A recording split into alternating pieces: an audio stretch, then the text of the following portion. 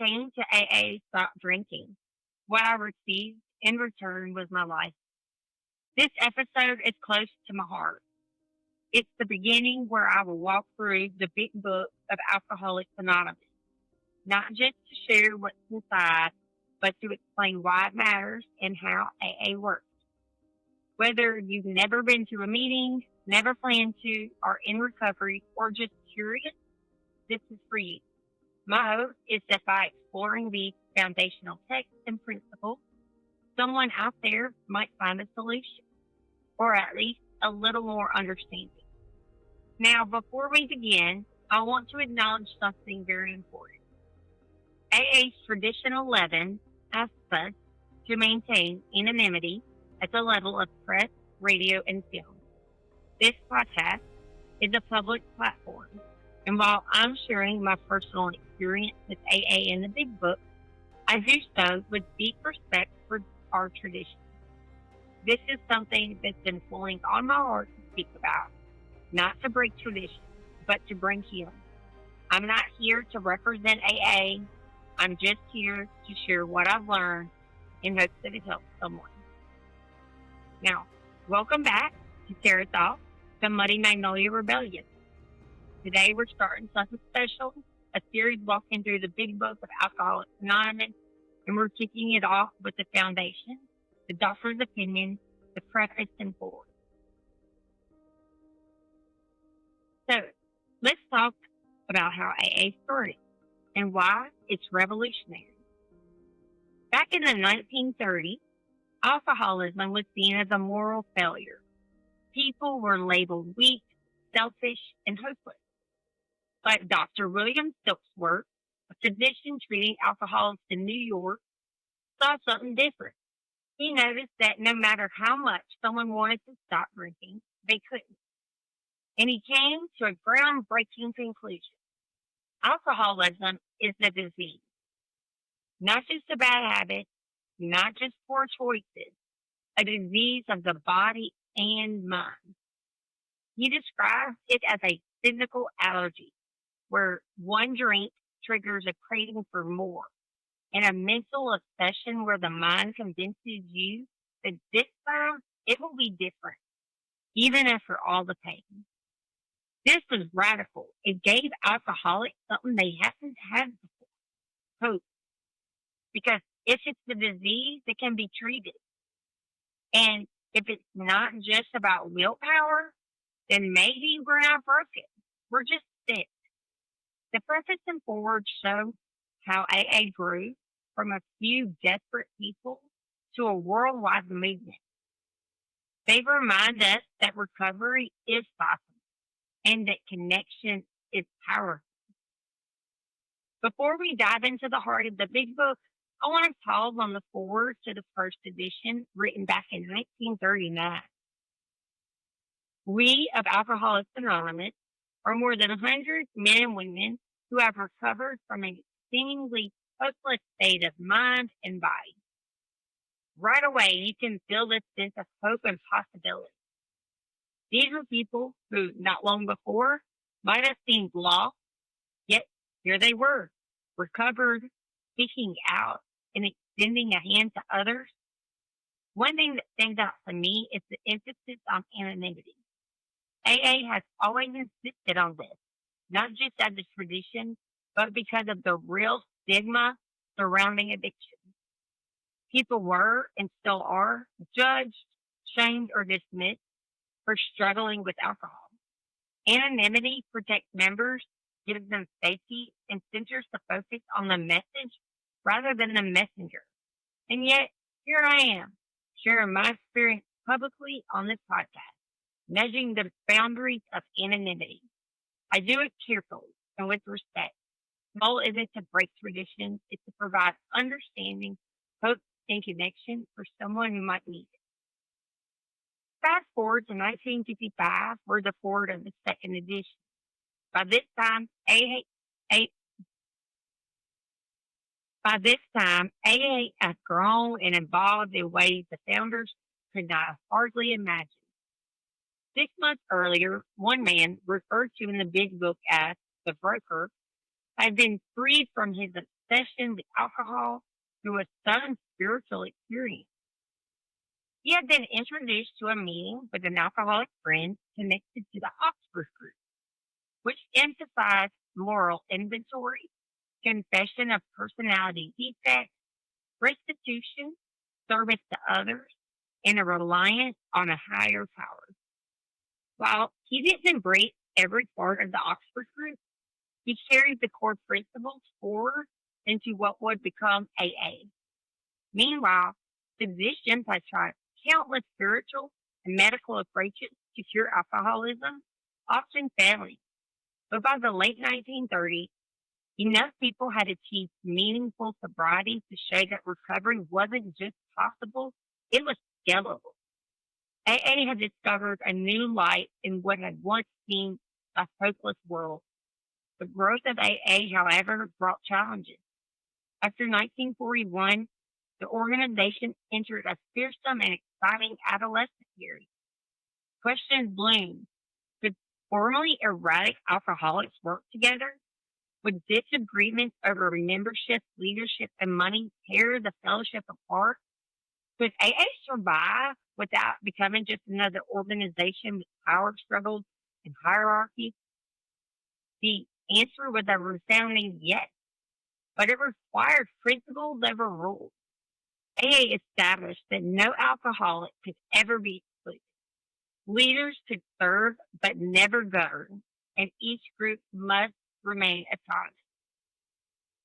There would be no professional class, no fees, no dues, just voluntary contributions. Public relations would rely on attraction rather than promotion. Anonymity would remain central in the press, radio, TV, and film. No endorsements, alliances, or public controversy. By 1950, these principles were widely accepted, and the first international AA conference confirmed them. The result? A remarkable unity that remains one of AA's greatest strengths, showing that a group of people once lost in alcoholism could not only survive together, but thrive. As AA navigated its early internal challenges, public acceptance grew quickly. And for good reason. Two factors stood out: the sheer number of recoveries and reunited families. 50% of those who got sober stayed sober, while another 25% achieved sobriety after setbacks. Many who remained in AA, even through relapses, showed steady improvement.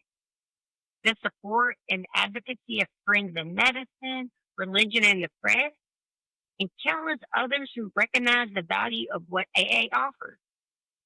AA has always carried a simple, powerful hope that anyone who hasn't yet found the solution may discover one within these pages and begin the journey towards a new freedom. By the time the third edition was published, the big book reminded readers that despite AA's growth, its essence remained simple and personal. Recovery begins every day when one alcoholic talks to another, sharing experience, strength, and hope. This is exactly the purpose behind the Muddy Magnolia Rebellion, sharing stories and lessons and connections to hopefully help others find their way. The fourth edition reflected an even broader reach.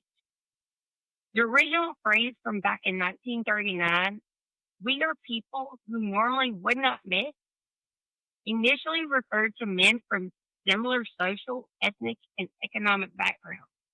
Today, AA includes people of every age, gender, race, and culture. No matter where a meeting happens, AA speaks the universal language of heart, powerful, simple, and unwavering. The big book opens with a perspective that validates the experiences of countless alcoholics, the medical viewpoint. As stated in the big book, we at Alcoholics Anonymous believe that the reader will be interested in the medical estimate of the plan of recovery described in this book. A well-known physician, Chief of a hospital specializing in alcohol and drug addiction, wrote a letter to AA after witnessing something remarkable. It is published in the book. In 1934, he treated a patient, a Compton businessman, who seemed hopelessly addicted. But during treatment, the patient discovered certain ideas about recovery, shared them with others, and sparked a fellowship that grew rapidly. Over 100 people appeared to have recovered. The doctor confirmed what many alcoholics feel. Alcoholism isn't just a matter of willpower or moral failing. Both body and mind are affected. He described alcoholics as having a physical allergy to alcohol and a mental obsession that makes moderation impossible. Men and women may drink because they enjoy it, but eventually their bodies and minds no longer distinguish reality from illusion. The key, he explained, is a complete psychic change. Once that shift happens, someone who seems doomed can suddenly control their desire to drink, following a few simple principles. Permanent cures are unknown. Total abstinence is the only relief. From trembling, despairing, nervous wrecks emerge men brimming with self-reliance and confidence. The doctor strongly encouraged every alcoholic to read the big book, saying that some may come to scoff, but many will stay and pray. Now, let's meet Bill Wilson, the co-founder of Alcoholics Anonymous, and a man's story opens the big book. Bill wasn't just a soldier or a Wall Street professional. He was a visionary, a dreamer, someone with big ideas and big ambitions. At first, he seemed to have it all, but alcohol was quietly taking control. It started as fun, became a crutch, then a necessity, and eventually his master.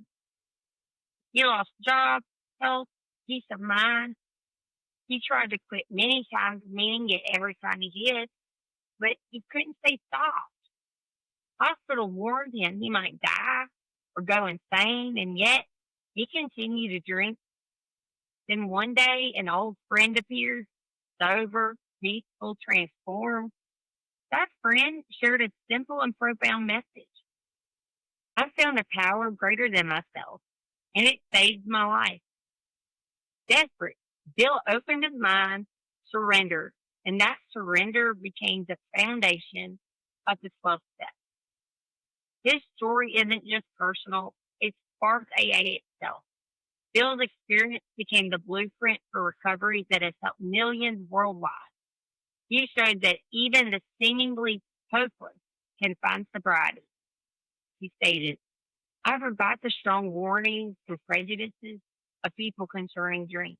My drink was in more serious proportions, continuing all day and almost every night. Alcohol was my master. I can relate. Alcohol was my master for many years. That can help. Through surrender and faith in the power greater than himself, Bill found happiness, peace, and purpose. He learned that belief doesn't require strict religion, only willingness. Simple acts like conversations in the kitchen multiplies into a widening circle of peace and goodwill, laying the groundwork for what AA would become. After Bill's story, the big book moves to chapter 2, The Solution. This chapter is the heart of AA's message. It's where recovery moves from experience into practical guidance. It's where hope becomes tangible. The chapter begins with a powerful truth. Alcoholism cannot be controlled by willpower alone. No matter how determined someone is or how much they want to stop, the big book explains that the alcoholic body and mind are just different. Drinking triggers a craving that cannot be reasoned away, and the mind convinces us that this time it'll be different, even after repeated failures. So what's the solution? The big book lays out a path built on 3 pillars: surrender, action, and fellowship. admitting powerlessness, recognizing that drinking has taken control and that life has become unmanageable. This is the first and hardest step for many because it requires complete honesty with oneself. Belief in a higher power. The book emphasizes that it doesn't have to be religious, just a source of strength greater than yourself. This power helps guide and sustain change. And the third, taking action through the 12 steps. Practical steps like moral inventory, making amends, helping others guide the mind, heart, and spirit towards recovery. The chapter also emphasizes connection. Recovery isn't meant to be a solitary journey. Talking with others who have walked the path, sharing experiences, and supporting one another transforms theory into real life change. The big book reminds us repeatedly the solution is not a quick fix. It requires a change in thinking, an openness to guidance, and the courage to act.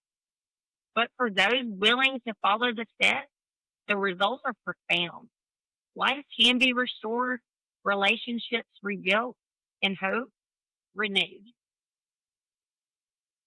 The next chapter, We Agnostics, in the big book, is written for people who struggle with faith, doubt, or resentment towards God. Bill Wilson recognized that not everyone comes to AA with a religious background, and many people have been hurt or turned off by religion entirely. The chapter emphasizes that belief doesn't have to be immediate or rigid. What matters most is willingness, a willingness to consider that there may be a power greater than yourself that can help you change. It addresses different types of people, those who have never been religious, those who have once been religious and abandoned it, and those whose faith was damaged by experiences of judgment, hypocrisy, or trauma. Recovery doesn't require an understanding or fully embracing a higher power right away. What matters is opening your mind and being willing to take the next step towards change. For me, this chapter was hard because it wasn't just about recovery. It was about faith and trust and figuring out who I could believe in. I grew up in church, went to a Awana youth group every Wednesday and Sunday. Church was a part of who I was growing up. But everything changed in junior high when I was grounded from church. And honestly, how could I be expected to go back after that? Maybe I didn't. Like I wasn't supposed to be there. A few years later, after moving to North Carolina, my mom caught me and my boyfriend doing something we shouldn't have. My punishment? We were both forced to go to church. Then, less than 6 months later, 16, when I got pregnant, I was definitely still made to attend. Now, being 16 and pregnant in a Southern church back in the early 2000s, got a lot of looks, got a lot of judgment, and got a lot of whispers. All I saw in those moments were so-called God-fearing Christians, people who preached holiness, that spent their free time gossiping, judging, and tearing others down. I've been judged by my peers, and even adults in a position of authority were adding to the shame. I had been taught that God was punishing, and that I would go to hell if I didn't act right. But all I could see were their lies and hypocrisy. Why would I want to live a lie like them? Why would I pretend to be holy while watching them tear others down? It made me want nothing to do with religion or God. I felt angry, rejected, and skeptical. And I've only told you a little bit. Exactly what we agnostics describe, the pain of faith law and the struggle to find your own way. The hardest part was realizing that I could have my own conception of God. I had believed in him, loved him even, but I didn't want to follow the version the world told me about because it didn't make no sense. Every person I looked at seemed to have their own interpretation of the Bible their own rules, their own ideas about what God wanted. How am I supposed to believe their words when their lives were full of lies and hypocrisy? I had to slowly learn to trust Him again. Every time I tried to even pray or connect, there was a pain in my head, the weight of doubt and fear. I kept asking myself, if this is my real God, am I going to get it wrong? Is He going to be mad at me for believing differently? I was confused. It was heavy. But over time, I realized something crucial. It was always the same God. He was never punishing or a judgmental God I'd been taught to fear. Not the vision shown by the hypocrisy of others, but a God who loved me unconditionally, who saw my struggle, who was ready to walk with me each day, forgiving, guiding, and giving me strength as long as I was willing and trying. Even praying at first felt so odd and foreign, like I shouldn't be doing it. But learning that I could connect with God in a way that felt real and true for me on my own terms was one of the hardest yet most freeing parts of my recovery journey. The big book reassures us that AA isn't about religion. It's about action, connection, and living the life that works. Faith, however you define it, is just a tool to help guide you towards transformation. For anyone who has been hurt, disillusioned, or skeptical, we agnostics offers hope. You can take the next step, even if your belief isn't fully formed, and still find freedom from alcohol. As we wrap up this episode, I want to pull all the pieces together. We started with the words of the big book, hearing how Alcoholics Anonymous grew from a small group of desperate people into a movement that has changed millions of lives. The forwards remind us that recovery is possible, that connection is powerful, and that even in the darkest times, hope can emerge. Then we looked at the doctor's opinion. The medical perspective validates what many alcoholics already know. Alcoholism is a disease of the body and mind. It's not a moral failing or weakness. There's a physical allergy and a mental obsession that makes moderation impossible. The key is a complete psychic change, and with that shift and following the principles laid out in the big book, recovery becomes possible. Bill's story shows that recovery isn't theoretical, it's lived. Bill Wilson's life reminds us that even someone who seems hopeless can find freedom. Surrender, openness, and connection, the foundation of the 12 steps, can lead to peace, purpose, and usefulness in life. Chapter 2, the solution, gives us a roadmap. It tells you clearly you cannot control alcohol with willpower alone. Recovery requires honesty, action, and connection. Admitting powerlessness, seeking guidance from a higher power in whatever form you define it, and taking the steps to heal yourself and make amends is the path forward. Recovery is simple, but it's not easy. It demands courage, reflection, and daily effort, but it works. And for those who have been hurt, skeptical, or angry at religion, we agnostics offers reassurance. You don't have to believe in God the way anyone else does. You don't have to have it all figured out. You just have to be willing. Willingness is the spark that opens the door. Even if you're skeptical, resentful, or have been betrayed by faith in the past, recovery is still available to you. The big book is more than a book. It's a guide, a companion, and a witness. It shows us that change is possible, that freedom is attainable, and that no one has to walk this path alone. Whether you're struggling with alcohol addiction, dealing with doubt, or questioning faith, these principles remain the same: honesty, surrender, action, connection. So as we close this episode, I want to leave you with this. Recovery begins the moment you admit, first to yourself and then to another human, that you are powerless over alcohol, and that your life has become unmanageable. That's the first step, and it's often the hardest. Take it one step at a time. Start exactly where you are. Broken, scared, doubtful, or uncertain. Be willing, even in the smallest ways, to reach out. Speak your truth. Listen and connect. You don't need all the answers to start walking the path. Showing up, being honest, and admitting that you need help. That first step is everything. It opens the door to hope, healing, and the freedom you may have thought was impossible. From someone who felt the alcoholic's life was the only life they would ever know, just know it's possible for you too. Now join me next week because we're going to dive deeper into the big book. I'll start sharing my personal journey the days leading up to July 31st, 2018, and what it truly took for me to find freedom from alcohol. You won't want to miss it.